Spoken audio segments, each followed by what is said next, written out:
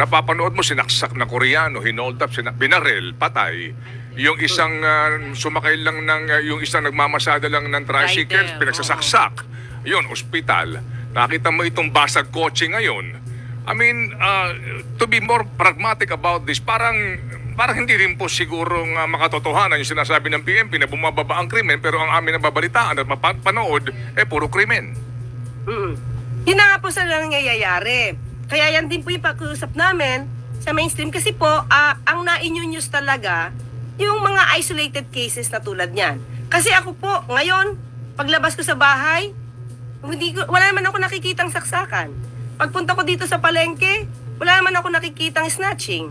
So, I mean, kung paano ito ipakita sa news, yun yung pumapasok din sa atin. Kasi nakikita natin eh.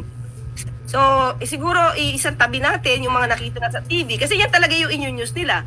Isang beses na saksak, isang beses na buksan ng salamin, or binasag yung salamin, news yan. Pero hindi naman lahat ng lugar nagbabasag ng salamin yung mga tao para magnakaw.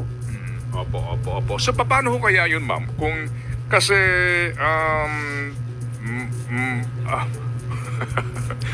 parang,